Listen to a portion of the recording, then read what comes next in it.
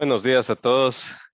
Bienvenidos nuevamente a Masterminds. Qué alegre tenerlos por acá después de algunos días de no vernos. Pues el día de hoy, según lo prometido, nos acompaña nuestro querido amigo David Cabrera. ¿Cómo estás, David? Buenos días. Hola, muy buenos días, Pablo. Muy buenos días a todos y todas. Un placer estar aquí compartiendo este espacio contigo. Gracias, David. Pues mira, no podemos empezar sin que te presente adecuadamente con el público. Entonces, les quiero leer un extracto del currículum de David. David es licenciado en gestión comercial y marketing y con una maestría en habilidades gerenciales. David cuenta con más de 20 años de experiencia laboral, emprendedor, empresario. Ha tenido la oportunidad de desarrollarse profesionalmente en 3 continentes y en empresas multinacionales como Walt Disney y Telefónica. Ha liderado proyectos de posicionamiento, diferenciación, mejora competitiva e internacionalización de productos y servicios en Latinoamérica, Europa y Estados Unidos. Es especialista en creatividad e innovación, trend hunting, cool hunting e internacionalización. También ha sido catedrático de análisis de entorno de las empresas, marketing y comercio internacional, creatividad e innovación para el liderazgo. En los últimos 5 años ha trabajado en mejora competitiva de más de 300 empresas en la región centroamericana y ha realizado consultorías y asesorado a instituciones públicas de la región centroamericana y organismos multilaterales que operan en la misma. David actualmente desempeña el cargo de director ejecutivo de Sempromip y ha desempeñado además otras funciones dentro de la institución, asesorando a la propia dirección ejecutiva y el consejo de la región, liderando los procesos de implementación de cadenas regionales de valor, articulación productiva, el Observatorio Regional PYME y la estrategia de implementación de la política regional MIPYME, entre otros proyectos. Así que bienvenido, David, con este impresionante currículum. Definitivamente tenés muchísimo que compartir con nosotros. O que uno ya parece demasiado viejo. También. Bueno, empecemos, si querés, con un poquito de contexto. Hay veces que hablar de la MIPYME se vuelve un poquito amplio si no se contextualiza en algún punto. Entonces, pues me encantaría que pudieras darnos desde tu CIA la perspectiva que tienes sobre las MIPYMEs en la región. Bueno, mira, las MIPYMES son el 99% del entramado empresarial de Centroamérica. Sin embargo, ese 99% está también muy descompensado, ¿no? El 83% son micros, es decir, empresas que tienen entre 1 y 3 empleados. Con lo cual, realmente tenemos ahí un gran cuello de botella en el crecimiento empresarial y en la mejora competitiva de los países, porque ese 83% es el que hay que empezar a trabajar y hacer crecer para que pasen a pequeñas y de pequeñas a medianas. Eh, pero, sin embargo, en los últimos 15 años, la región ha crecido su parque empresarial, MIPYME, en un 230%, ¿no?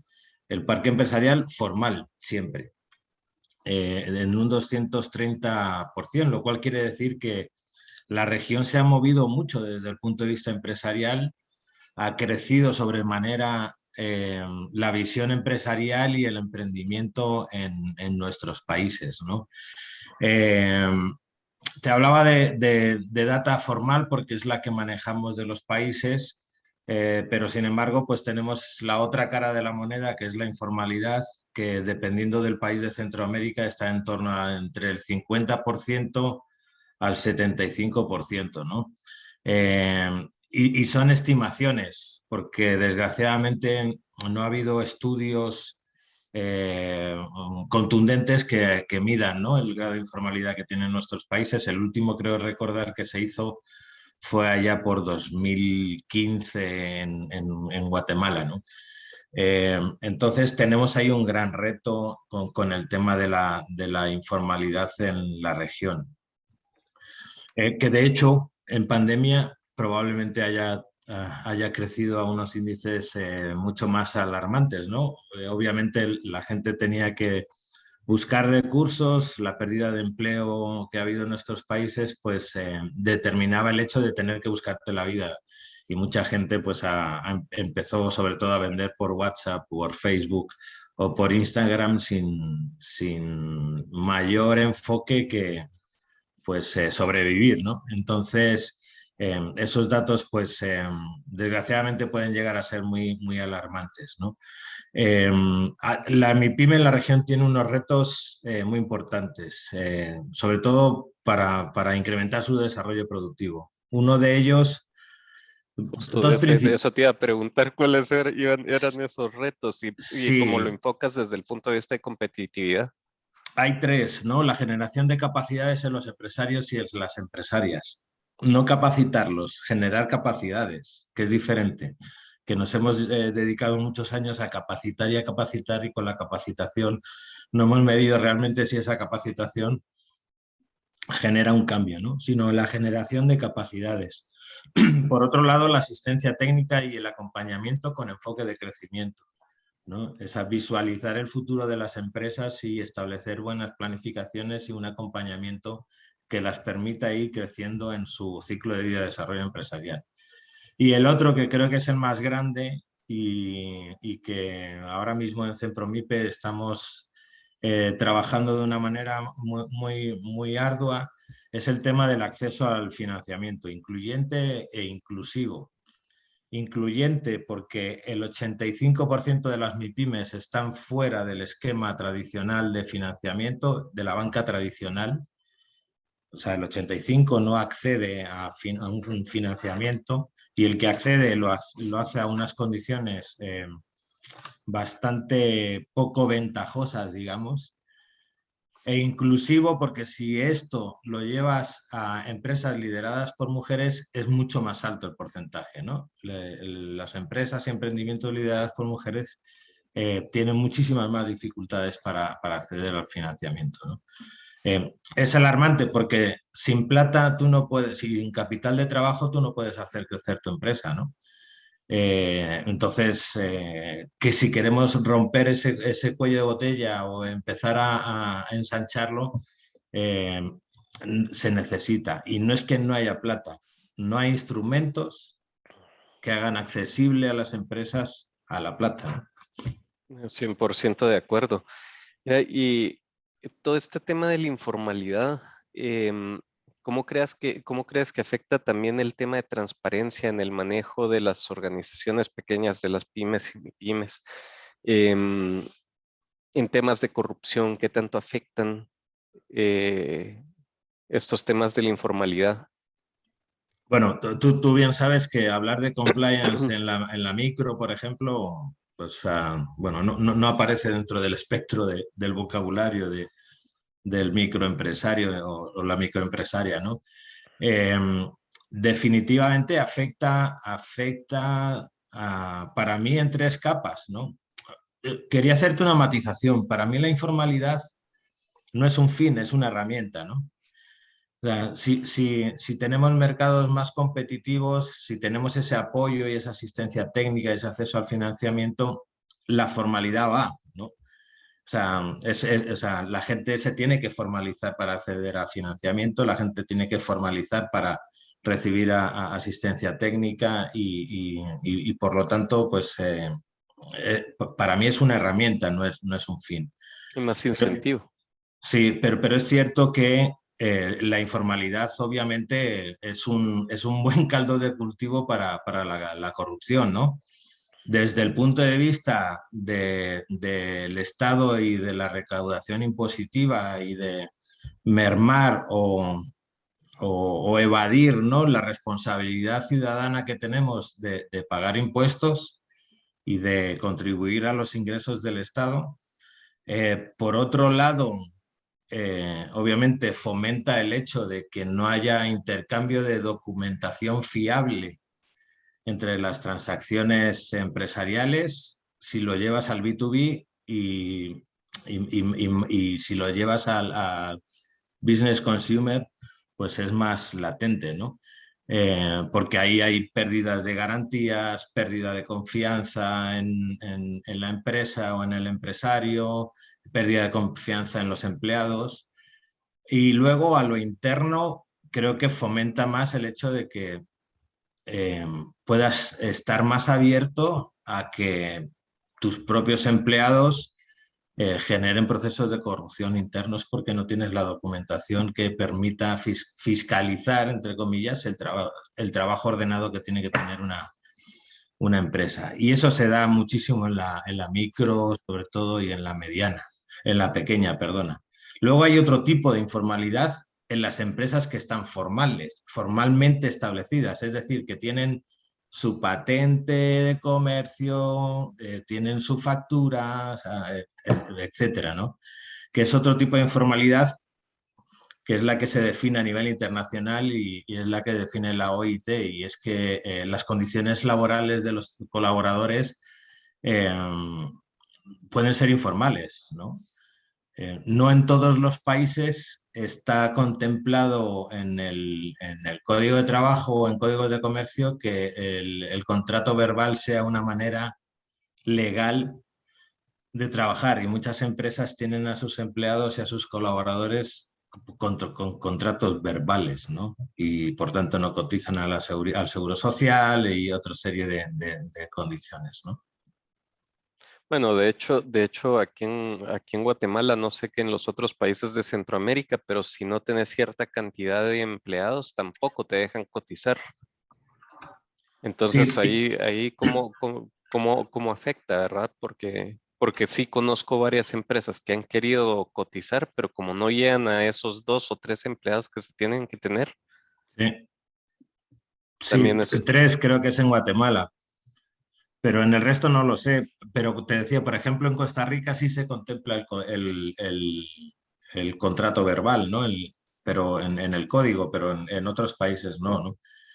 Eh, entonces, esos grados de informalidad definitivamente son, como te decía, un caldo de cultivo para temas de corrupción y de muy malas prácticas en las empresas, ¿no?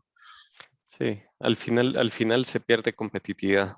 Creo que ese es el gran mensaje de la pérdida de competitividad que tienen las pymes cuando no logran acceder a estos estándares de mínimos de formalidad. Totalmente, totalmente. También, obviamente, también hay otra, aquí sí también hay otra cara de la moneda, ¿no? Y es que el marco regulatorio, la burocracia y el acceso a la formalidad eh, sea el correcto, ¿no? Porque hay veces que los procesos administrativos o los procesos de apertura de una compañía son excesivamente tediosos y caros. Entonces tú le estás pidiendo a un emprendedor que pague desde el día uno cuando todavía no ha vendido una unidad de producto, ¿no? Entonces, claro, o sea, la motivación a la formalidad no es solo desde el punto de vista del empresario o de la empresaria, sino que también tiene que venir del lado de los estados y de los marcos regulatorios para fomentar precisamente que esa tramitología permite no afectar a esa productividad o a esa competitividad de la empresa, y lejos de eso lo empuja, ¿no? Hay leyes, por ejemplo, en algunos de los países que a los nuevos emprendedores o a las nuevas empresas les dan un periodo de gracia de 2 años para el pago de impuestos, por ponerte un ejemplo, ¿no? Entonces, se tienen que dar esas condiciones también para que las empresas se puedan formalizar, ¿no? Sí, mira, y justamente hablando sobre el tema de incentivos, ¿qué consideras que... Es que estaba pensando, porque justamente una de las cosas, no me voy a anticipar porque es una de las preguntas que te quiero hacer, pero centrándome en la duda que tengo ahorita, cuando hablamos de la cadena de suministros, la pyme se convierte en un elemento fundamental de la gran empresa, de la mediana y de la gran empresa. Entonces, el elevar los estándares de cumplimiento desde el punto de vista, bueno, yo como gran empresa, ¿por qué me conviene también empezar a exigirle un poco más y vamos a ver las dos caras de la moneda en esta pregunta, porque después te voy a preguntar otra cosa referente a también cosas que debería hacer la gran empresa. Pero ahorita centrémonos en qué crees tú que debería de ser algo que la gran empresa o las empresas más grandes eh, que tienen dentro de su cadena de suministros a las MIPYMES deberían de exigir? ¿Y por qué crees que deberían de exigir más elevar esos estándares de cumplimiento y ética dentro de las pymes, MIPYMES? Bueno, elevar los estándares siempre va a elevar la competitividad, eh, no solo de las empresas, sino también del país, ¿no? Porque elevar los estándares de las MIPYMES en el mercado nacional para proveer en la cadena de suministros del mercado nacional automáticamente las visualiza para mercados internacionales, ¿no? Entonces, el que las grandes empresas a nivel nacional eleven los estándares de calidad de lo que reciben en la cadena de suministros permite visualizar un mayor crecimiento de estas de las MIPYMES y un enfoque hacia mercados un poco más sofisticados a nivel internacional, ¿no? Si tú elevas los estándares de una empresa en Guatemala,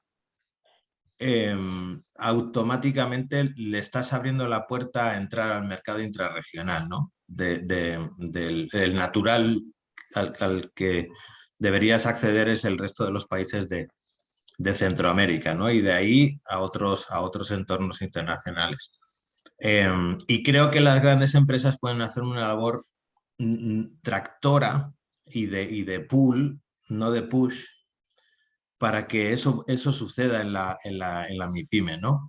Definitivamente, creo que establecer estándares, si se pudiesen en ciertas industrias homologar esos estándares, porque hay grandes empresas que los tienen más arriba y otros más abajo, pero creo que esa estandarización podría permitir que programas que se realizan en los países enfocados en mejorar a las MIPYMES pudiesen enfocarse en eso, ¿no? Creo que además el entorno ahora mismo a nivel global lo amerita.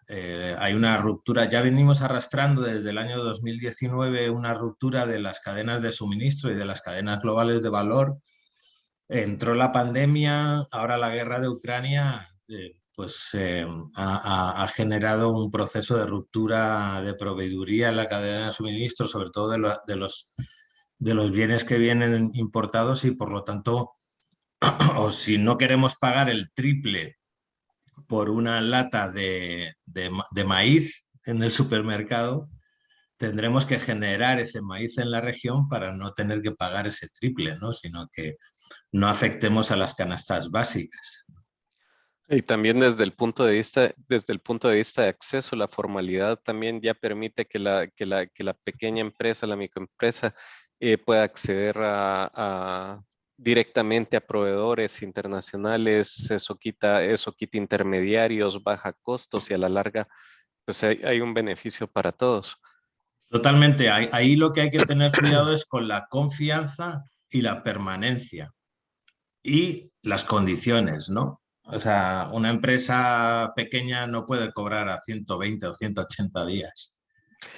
Que ahí venía también el otro matiz que te decía de la pregunta. Ahorita, pues, la respuesta que me diste, pues, fue más enfocada al tema de las ventajas de elevar esos estándares y que las grandes empresas, digan, ok, pónganse las pilas, levanten un poquito más los estándares, queremos ver más transparencia, queremos ver códigos de ética, queremos ver también cumplimiento normativo, queremos ver pero por el otro lado, ¿qué necesitan hacer un poquito más las empresas grandes para poder motivar este tipo de situaciones, ¿verdad? Cuál es la contraparte, la otra cara en la moneda que crees tú que podría ayudar y motivar a esa pyme a decir, no, yo quiero hacer negocios con todos estos? Yo creo que la palabra es empatía. Eh, hay que bajar un poco al terreno del empresario, de la empresaria pequeño, ¿no? Entonces, quizás yo que he trabajado en multinacionales internacionales, estás muy arriba, ¿no?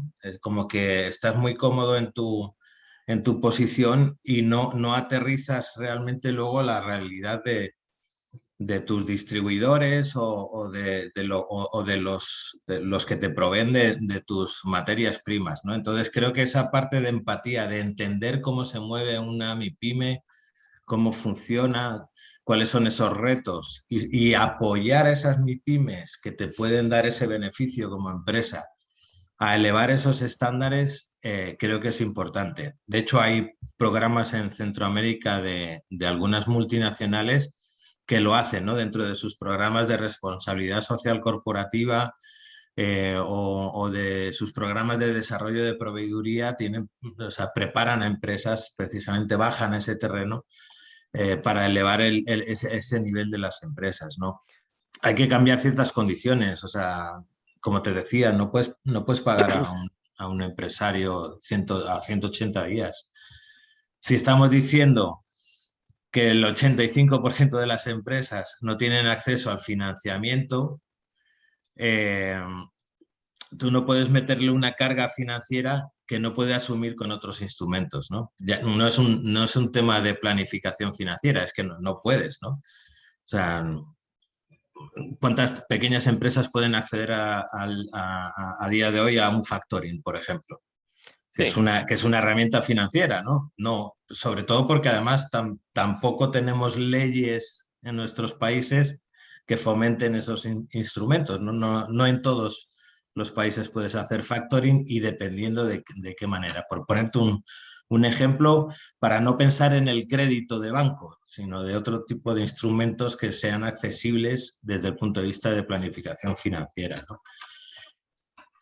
y al final, yo creo que uno de los grandes problemas que tiene la MIPYME es que, bueno, y aunque pueda acceder al factoring, a veces se le olvida que tiene que tener un colchón financiero ahí para pagar el valor de ese dinero en ese tiempo que lo va a financiar y muchas veces paran pagándolo de sus propios márgenes.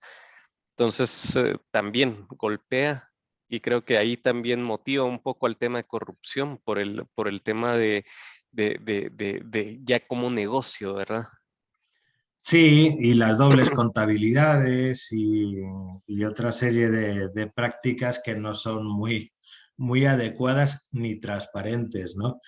Entonces, y de hecho tú decías, lo tiran del margen. Cuando hablas de productos de gran consumo, que los márgenes son muy ajustados, eso puede provocar el cierre de una compañía. Sobre todo porque normalmente las pequeñas empresas no tienen una gran diversificación de clientes.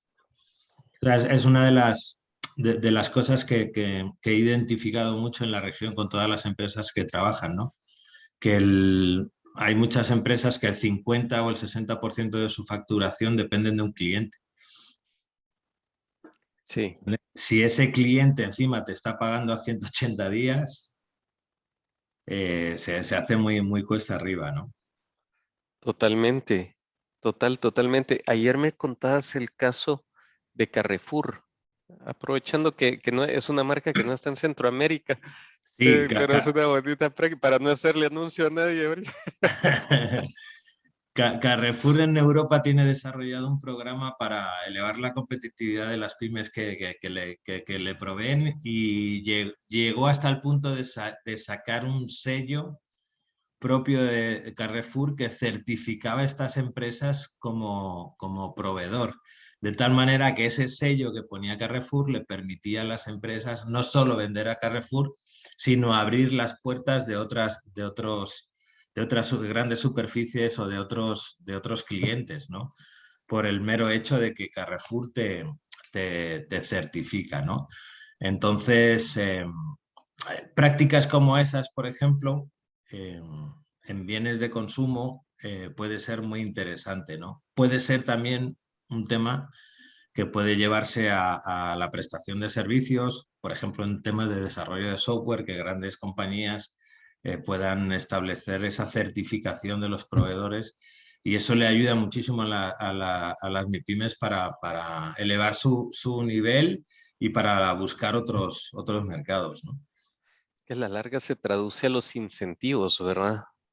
Sí, El tema de qué incentivos se le va a dar al empresario dueño de micros y pequeñas empresas de entrar a la formalización, porque el costo de formalizarse también, como bien decías, es alto, ¿verdad? O sea, hace unos días estábamos platicando justamente con un grupo de pequeños empresarios y uno de ellos tenía un producto fantástico, ¿verdad? Y estaba platicando con otra persona que podía ser su comprador y le decía, bueno, pero ¿tenés registro sanitario? No, no tengo. ¿Facturas? No, no facturo. Es- Entonces le decía, mira, el simple hecho de tenerte dentro de mi cadena de suministros sin un registro sanitario, eso me genera a mí una contingencia enorme si mi producto, al vendérselo al consumidor final, genera un problema, genera un problema de salud a alguien. Porque sí. automáticamente, si me hacen la investigación a mí y yo no puedo demostrar que vos como proveedor mío estás cumpliendo dentro de los estándares de salubridad, el culpable soy yo. No, ni siquiera te puedo pasar la responsabilidad a ti, sino que el culpable soy yo. Entonces, a la larga, y eso se mira también desde el punto de vista de exportaciones, ¿verdad? Ya o bien trabajar con una empresa grande, porque te dicen, ok, si tú no cumplís, por ejemplo, con todos los temas de trabajo infantil, si tú no cumplís con toda la parte de estar formalizado, decir y declarar que no estás contratando niños y me encuentran a mí contratándote, viéndolo desde el punto de vista de un internacional, ¿no? Nike, ¿verdad? Pero agarran a su proveedor. Al final de cuentas, el gran culpable fue Nike. O sea, no fue problema del proveedor de Nike, sino el responsable fue Nike. Entonces, a la larga, la formalización y apoyar al pequeño empresario al cumplimiento y a generar toda esta cultura de ética y transparencia, pues redunda en beneficios para todos, ¿verdad? Sí, y el marco regulatorio también tiene que acompañar, Pablo. O sea, yo me he visto en situaciones en las que tenés a un empresario que tiene prácticamente el contrato en la mano con un comprador internacional y que resulta que no puede cerrarlo porque el registro que necesita en su país tarda 2 años en salir, ¿no? Entonces, claro, o sea, aquí hay que compensar bien y hay que tener una visión de mercado, pues, de lo que necesita el mercado y cómo adaptarse a ese mercado, ¿no? O sea, has perdido una oportunidad de un contrato porque o sea, la competencia del registro no está bien estructurada, ¿no? ¿No? Y también ahí abriste la puerta a corrupción, porque ¿qué es lo que sucede? Totalmente. Mira, me urge. Ah, te urge. Exacto. Entonces ahí, bueno, a ver, ponele precio a tu urgencia. Entonces también ahí se empieza a generar y eso me lleva también un poquito de lo que hablábamos ayer, o sea, el sector público, sector privado. Cómo ves el tema del tratamiento a las pymes en cada uno de estos sectores? O sea, ¿qué facilidad hay para hacer negocios de un lado o del otro, atendiendo a la formalidad o la informalidad, atendiendo al cumplimiento o al no cumplimiento, que se para traduciendo a eso, ¿verdad? Creo que todavía hay mucho que hablar y muchas mesas en las que sentar juntos al sector privado y al sector público. Todavía nos queda un poquito más de acercamiento en ese sentido. Creo que para que las cosas lleguen a ese equilibrio que te decía, ¿no? Porque el Estado está visualizando el tema de los ingresos y el presupuesto nacional y por lo tanto, claro, o sea, al final acaba apretando a quien paga y no se preocupa de meter más que paguen, ¿no? por explicarlo de una manera sencilla, ¿no? O sea, al final los que pagamos impuestos al final son los que nos exprimen, pues. Y eso no debería ser, ¿no? Debería de haber un equilibrio en el que tú puedas fomentar el que más paguen para que el ingreso y la planificación presupuestaria del Estado se cumpla, ¿no? Eh, y luego lo que te decía, el marco normativo y el marco regulatorio y los procesos se tienen que modernizar, se tienen que agilizar, ¿no? Se tienen que tecnificar. Te voy a poner un ejemplo. En Dominicana hace 5 años, una empresa necesitaba dedicar de su tiempo aproximadamente 8 días al mes para hacer papelería. Wow. Como te lo estoy diciendo, porque Es había que tramitología. presentar, exacto, pura tramitología. ocho Wow. días, porque o sea, tenías que ir a un sitio, un papel, ese papel te lo tenían que certificar para ir a otro sitio que tenía que certificar para ir, o sea, entonces, en Dominicana, por ejemplo, empezaron a trabajar desde el punto de vista de desarrollo tecnológico, precisamente la unificación de esos procesos y que se pudiesen hacer la mayoría de ellos vía web, ¿no? Y ahora obviamente ya ese tiempo se redujo a un par de días de tramitología que, o sea, a un empresario tú no puedes tenerlo 8 días rellenando papeles. O sea, el empresario tiene que estar vendiendo. Y ese tipo de cambios en procesos de tecnología, ahí a veces tengo mucho el mindset del tema de corrupción, pero en la medida que tengas el menor contacto con personal de ventanilla, en esa medida también reduces las probabilidades que hayan pagos de facilitación, que hayan solicitud de pagos de extorsión por Sí, sí, parte sí. del funcionario o que haya otro tipo de situaciones ahí. Entonces también a la larga pues facilita. Definitivamente. Y otro tema también que creo que es bastante candente y sale en en muchas conversaciones es el tema del uso de los recursos para incentivar que las empresas eh, se formalicen o que las empresas crezcan, ¿no? Los famosos capital semilla y que pueden llegar a generar asistencialismo y que no necesariamente son la mejor herramienta para incentivar eso, ¿no? Hay que cambiar esos esquemas. Por ejemplo, en Centromipe, que utilizamos esquemas no reembolsables para apoyar a las empresas, lo estamos haciendo no te doy la plata y cambia, sino te doy la plata cuando has demostrado que cambiaste. ¿Eh? Interesante. Sí, porque hay Te doy la muchos. plata cuando has demostrado que haces una buena planificación financiera, cuando has hecho una buena diversificación de tu plan de negocio. Entonces, ahí ya estás premiando el cambio para que dé el siguiente paso, ¿no?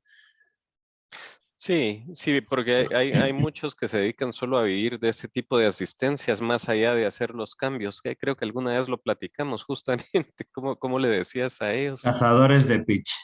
Los cazadores del pitch. Sí, sí. Y Sí, van pasando por rondas de pitch de negocios, van agarrando plata, pero nunca montan su negocio. cabal.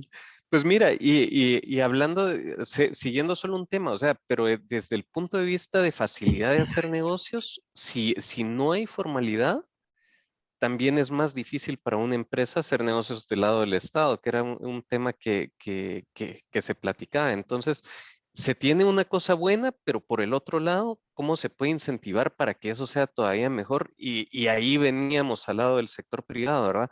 Porque por un lado, el sector público, libre de qué suceda después con la parte de negociaciones y todo, sí es muy estricto desde el punto de vista de selección del proveedor Sí. o más de selección de creación del proveedor, porque te exigen que tener todo en orden, ¿verdad? Sí, sí, efectivamente. O sea, hay algunos procesos que te exigen hasta tener los estados financieros auditados. No que los tengas, sino que encima estén auditados por un externo, ¿no? Y validados por un externo. Pero al final creo que esos son buenas prácticas que te ayudan a abrir otras posibilidades de crecimiento. Los estados en Centroamérica son probablemente los mayores compradores que hay en la región. Es así, o sea, los que más invierten para sus gastos y para la proveeduría del Estado. Y las compras del Estado puede ser un muy buen mercado para las micro, pequeñas y medianas empresas, siempre y cuando obviamente cumplan esos estándares que se exigen, ¿no? Y los estados también están siendo responsables con eso. Eh, También te pongo el ejemplo de República Dominicana. República Dominicana por ley obliga a todas sus instituciones públicas a que las compras que realizan, el 20% tienen que ser a micro, pequeñas y medianas empresas, ¿no? Y un 5% añadido a empresas que estén lideradas por mujeres. O sea que destinan el 25% del presupuesto obligatoriamente y por ley a comprar a MIPYMES, ¿no? Que creo que es un incentivo lo sumamente interesante para que precisamente pueda elevarse esa competitividad, ¿no? Y sí se fiscaliza, porque cada ministerio, cada entidad tiene que mandar un reporting trimestralmente al Ministerio de Industria, Comercio y MIPYMES de Dominicana, con lista de proveedores y qué es lo que le ha comprado y para medir que se cumplen esos porcentajes. Qué interesante. Al Pero final de no es cuentas, parejo, no es parejo en la región. Te estoy contando la buena práctica. Lo ideal es que esa buena práctica se pueda trasladar a todos los países, ¿no? no, definitivamente, definitivamente, y sigue siendo, cada vez que platicamos, cada vez que te escucho, eh, todo llega a un tema de incentivos, ¿verdad? Cómo logramos para que las personas realmente digan, no, vale la pena la formalización? Sí, por el incentivo y la educación y la cultura empresarial. Mira, y Porque desde hay el un tema punto, de educación claro en todo esto, ¿no? O sea, nuestros sistemas educativos nos enseñan a ser empleados, no a ser empleadores, ¿no? Y no solo en Centroamérica, o sea, en la mayoría de los países del mundo, ¿no?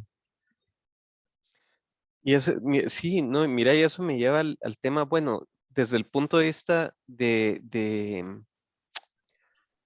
ok, si lo que se necesita es generar ese tipo de incentivos, ¿qué se puede hacer desde el punto de vista de gran empresa? A ver, si tuviéramos que platicarle a la gran empresa, ¿cómo podríamos incidir para elevar ese grado ese grado de formalización, pero desde el punto de vista de lobby o de creación de condiciones para que también, por el otro lado, faciliten la creación de la empresa, lo hagan más barato? Pero regresando al ejemplo que te ponía de este empresario que conocimos que hacía los productos sin registro sanitario, eso justamente decía, es que me cuesta 5,000 quetzales hacer todo el montón de trámites y realmente cuando veías a la persona decías, bueno, ¿de dónde vas a sacar 5,000 pesos para hacer todo eso? Claro. Entonces, ¿cómo desde el otro lado se puede ayudar y decir, miren, nosotros queremos contratar más pymes, queremos contratar más gente formal, queremos ser parte de eso, pero ustedes también, ¿cómo le van a facilitar? Entonces, ¿cómo se puede dar esa interacción de tal forma que por un lado los grandes compradores puedan decirle al regulador, hacer las cosas más fácil y más baratas?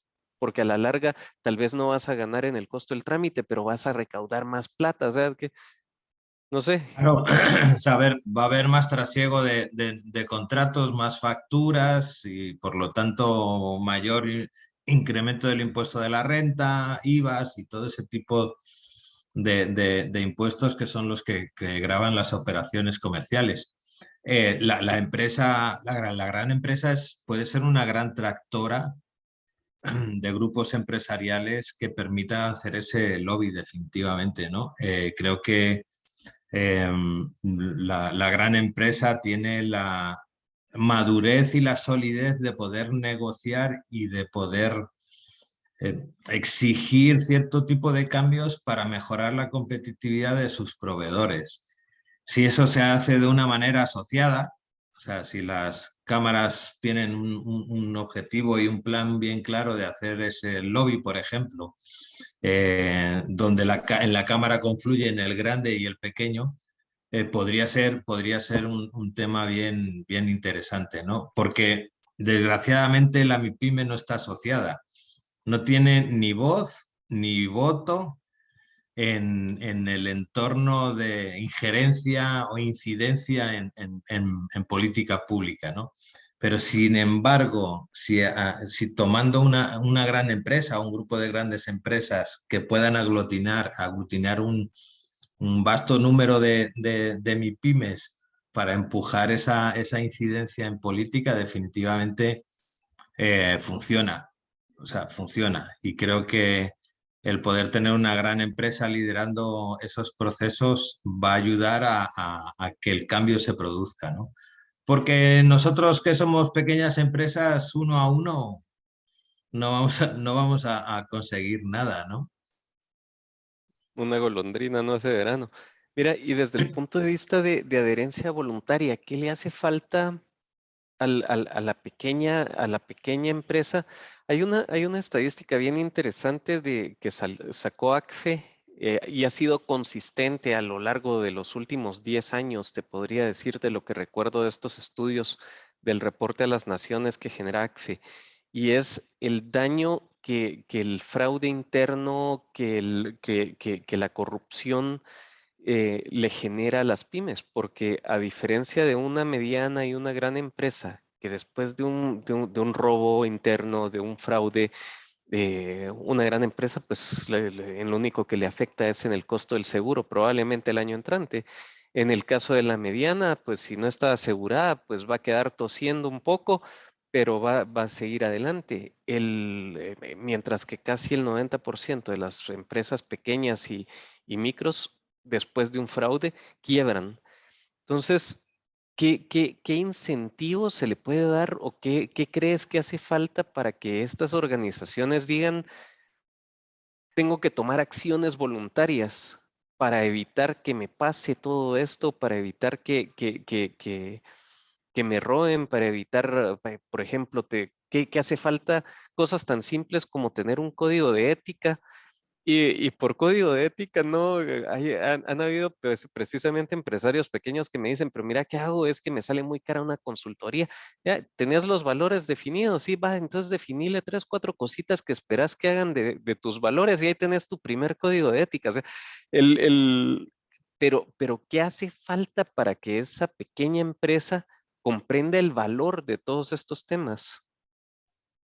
Para mí hay una cosa y es garantizar la certeza jurídica. O sea, que el pequeño empresario pueda ir a denunciarlo, ¿vale? Y que esa denuncia llegue a un veredicto y a una sentencia, ¿no? Creo que es vital garantizar esa certeza jurídica, ¿no? La gran empresa puede tener acceso a esa certeza jurídica porque puede mandar a su equipo de abogados a que la cosa camine, pero un pequeño empresario no tiene esa certeza jurídica, definitivamente, ¿no? Ahora, eso es post-mortem. Pero ¿cómo podemos lograr que el pequeño empresario le encuentre el valor a prevenir? O sea, ahorita más allá de pensar en el postmortem, que bueno, ya ahorita tenemos que decidir qué hacer, si demandamos, si nos quedamos calladitos, qué hacemos para que la gente comprenda o cuál podría ser ese incentivo para que las personas digan, no, debo de poner, debo de hacer algo tan sencillo como definir mis valores, poder decirle a la gente, miren, vamos a tener una política anticorrupción, aquí no vamos a dar mordida a nadie, o sea, cosas tan simples como eso, pues, o sea, ¿qué crees que podría ser un incentivo? ¿Cómo qué haría que ese pequeño empresario diga, esto me conviene hacerlo? Pues es un tema de cultura empresarial y la mejor manera de que lo vea es mostrándole números, ¿no? De, o sea, ¿qué es lo que perderías en caso de, o qué es lo que estás dejando de ganar en caso de que no lo hagas, ¿no? Al final, al empresario, el empresario te pone coco cuando le tocas el bolsillo. Y eso es en todo tamaño. Exacto, entonces hay que ver cuál es eso. Nosotros estamos sacando un índice para los países, en, porque como somos un organismo regional, el tema de la informalidad es un problema nacional o las medidas tienen que ser nacionales. Pero nosotros sí estamos generando un índice compuesto dentro del observatorio que mida el costo de la informalidad para el Estado y el costo de la informalidad para el empresario. ¿Vale? O sea, lo que deja de ganar el Estado y lo que deja de ganar el empresario por ser informal, ¿no? O por no promover la formalidad. Entonces, yo creo que por ahí, desde la perspectiva del empresario, o sea, la generación de esa cultura empresarial y visualizarlo en los esquemas de qué es lo que uno puede perder o qué es lo que uno puede dejar de ganar si no establece esa ética de trabajo y esa ética empresarial hacia adentro y hacia afuera, ¿no? Eh, porque esa responsabilidad tiene que ser para tu empresa y tus colaboradores, pero también hacia tus clientes y hacia tus proveedores, ¿no? Al final es como también lo hace una gran empresa, pero, o sea, yo me imagino que, bueno, vosotros sois más especialistas en esto, pero al final sí se hace ese número de lo que se deja, de lo que se pierde, ¿no? Por no tener esos esquemas de ética laboral y de ética hacia el proveedor y hacia el cliente, ¿no? Entonces, eso hay que trasladarlo al tamaño de una empresa. La diferencia es que en una gran empresa sí hay cultura empresarial, ¿no? Y las micro, sobre todo, no tienen tanto esa cultura empresarial que necesitamos para que sean conscientes de la necesidad de un compliance adaptado, simple, pero bien enfocado para su negocio. Cabal. No, sí, el tema el tema de la pyme para moverla a todos estos temas voluntarios es complejo porque es bien difícil explicar el costo-beneficio cuando están en una economía de subsistencia, ¿verdad? Porque dicen, mira, no tengo tiempo para esas cosas porque yo lo que tengo es que si no le vendo, si no le cobro, si no hago, no como, ¿verdad? No, y no solo eso, o sea, tampoco visión empresarial. Pero muchas empresas son lo que yo llamo planilleras, ¿no? O sea, trabajan para pagar la planilla, pero no para ganar dinero y luego reinvertirlo. Entonces, por eso me refería al tema de cultura empresarial, ¿no? O sea, hay que cambiar, hay que creérsela que uno es empresario y para creérsela tiene que tener visión y esa cultura de empresario. Las empresas se crean para generar beneficios.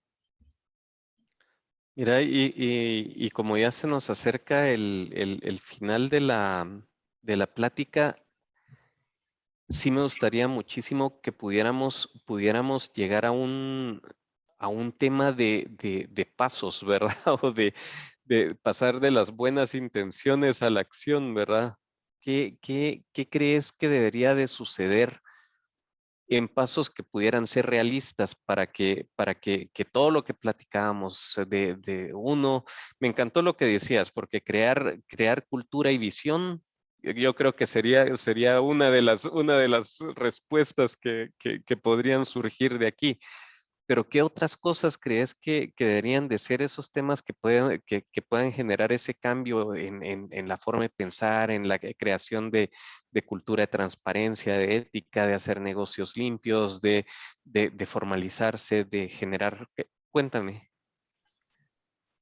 Bueno, primero nos queda un vértice del triángulo ahí que no hemos hablado y que puede ser un gran aliado para soluciones tangibles, que es la academia, ¿no? Ujú. Eh, la generación de cultura empresarial, el enfocar eh, la educación y aspectos desde la perspectiva de la educación universitaria a lo que demanda el mercado y lo que está demandando la empresa privada, creo que podría ser uno de esos key points que puede, o sea, y una llave del cambio, ¿no? Definitivamente. O sea, creo que ahí en meter a la academia en la fórmula, sobre todo para el tema de cultura empresarial, es clave, ¿no? Porque los programas de las grandes empresas no lo van a hacer, ¿no? O sea, los programas de las grandes empresas probablemente podrán estar enfocados en una asistencia técnica y un mayor enfoque en la calidad del producto y calidad de procesos, ¿no? Pero no en convertirlo en empresario. Yo por ahí creo que habría un más to do que se podría propiciar. Luego, un mayor acercamiento de una manera proactiva de la empresa hacia lo público, hacia el Estado, precisamente para equilibrar los marcos regulatorios y la tramitología en nuestros países para promover precisamente no solo la formalidad, sino que las que son formales crezcan más rápidamente también, ¿no?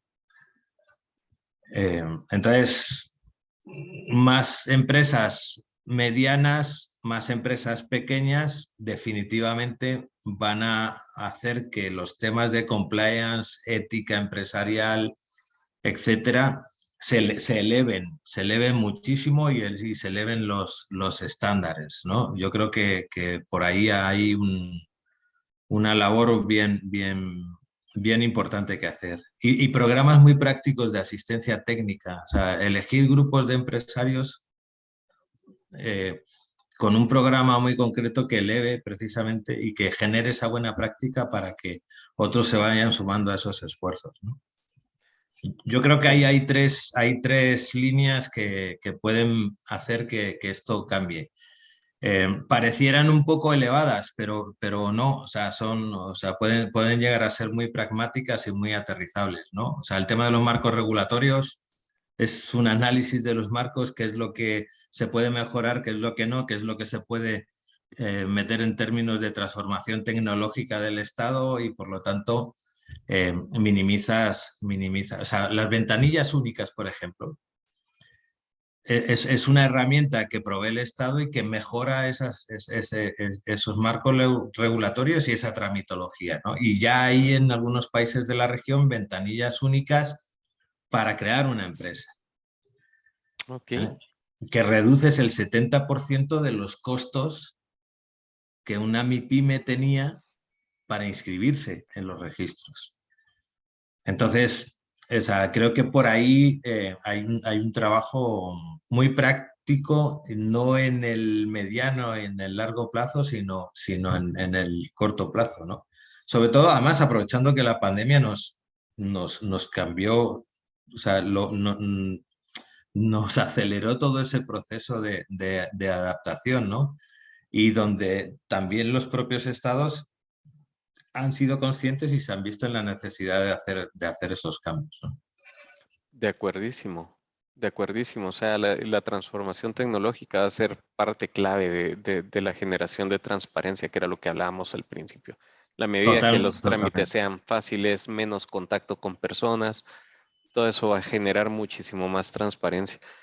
Pues, y lo que Y hablabas a lo del... interno de la empresa también, Pablo. O sea, esa transformación tecnológica no es tengo mi canal de e-commerce, ¿no? O sea, hay transformación tecnológica hacia lo interno para que los procesos sean más ágiles y transparentes, ¿no? O sea, hoy en día no es caro transformarse tecnológicamente una pequeña y mediana empresa. O sea, tienes un montón de open sources que te facilitan precisamente eso, ¿no? No era como antes, que tú querías tener un RP en tu empresa y tenías que meterle un buen billete para tenerlo, ¿no? Cabal.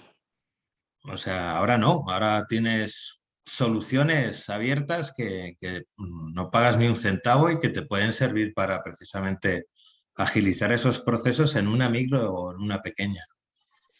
Sí, entonces tener la voluntad para hacerlo. Y sí, también Cultura. es muy cierto lo que decís, cómo el contar con ese tipo de sistemas internos transparenta la gestión a lo interno, porque te reduce también la probabilidad de mermas, de robos, los detectas más rápido, sabes dónde están. Incluso en una pequeña empresa te puede llevar incluso hasta saber quién fue. Efectivamente.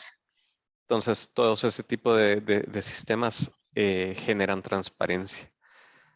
Pues Totalmente.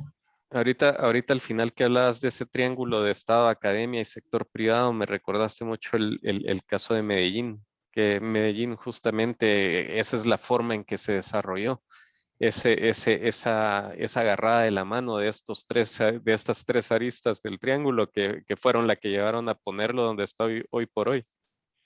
Sí, sí, sí, y hay muy buenas prácticas. Es que no partimos de cero para hacer eso. O Sí, sea, o sea, la curva de aprendizaje no es tan grande. sí. Pues David, nos quedan 2 minutos. Si alguien del público tiene alguna pregunta, estoy seguro que David va a estar feliz de responderla. Si no, para mientras, pues les vamos a pasar una encuesta que nos encantaría que respondan. Y por favor, síganos en redes sociales. Y David, aprovechando estos 2 minutos, ¿algún punto de cierre que te gustaría hacer? Bueno, creo que, y tú y yo llevamos largo tiempo hablando de cómo poder trasladar todo el tema de la ética empresarial y el compliance a la micro y la pequeña empresa, porque o sea, creo fervientemente que eso es una de las herramientas de mejora productiva y de competitividad que tenemos para las empresas de la región, ¿no?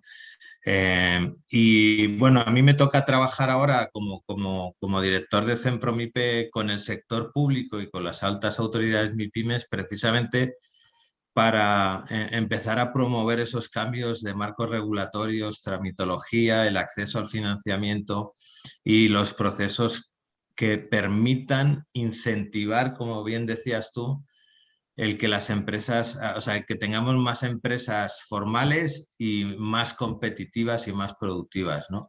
Creo que nosotros estamos sumando a la academia, tenemos el Estado y estamos trabajando con el sector privado precisamente para que ese triángulo se convierta en un triángulo virtuoso y podamos cambiar el escenario en el corto plazo. Entonces, creo que es importante y también estamos jalando a las grandes empresas en esta fórmula porque independientemente de que trabajemos para la MIPYME, la gran empresa es un gran aliado y es un gran acelerador de procesos, ¿no? O sea, estamos con negociaciones, para que te hagas una idea, desde con DHL, UPS y FedEx para mejorar los precios de la logística de intercambio en temas de comercio electrónico, por ponerte un ejemplo, ¿vale? O con Google o con Meta para incentivar procesos de formalización de los esquemas de uso de un WhatsApp Business, por ejemplo, ¿no? Entonces, ellos son los que pueden potenciar y acelerar esos cambios, ¿no? O sea, entonces volveremos más competitivas a una MIPYME que vende online, ¿vale? Y que uno cuellos de botella, una de sus grandes barreras es el precio del envío, ¿no? Que hace que encarezca sumamente sus productos, ¿no? Entonces, un FedEx o un DHL no ve, por ejemplo, a El Salvador como un mercado por población y por lo pequeño del mercado, pero sí ve que desde lo regional, juntando esa negociación para los 8 países del sistema de la integración centroamericana, ya empieza a ser un mercado interesante, ¿no? Estamos hablando de 57 millones de habitantes, ¿no? Eh, es Y que no ese es nos otro olvidemos, tema. claro, pero no nos olvidemos que juntos, Pablo, somos el octavo mercado más importante del mundo, ¿no? Y juntos somos el cuarto mercado más importante de Latinoamérica. Tercero, Vamos. creo. Entonces, como te decía, esa asociatividad y esa juntos unimos fuerzas para que las cosas cambien es importante, ¿no? Definitivamente, pues David, te agradecemos muchísimo todos los aportes, ese conocimiento, esa sabiduría que nos has dejado el día de hoy a todos los que participamos. Y bueno, te mando un gran abrazo, muy feliz fin de semana. Un placer, Pablo, y feliz fin de semana para todos. Bueno, feliz fin de semana para todos también y que pasen muy feliz día. Gracias, David. Gracias a todos. Chao. Chao, chao.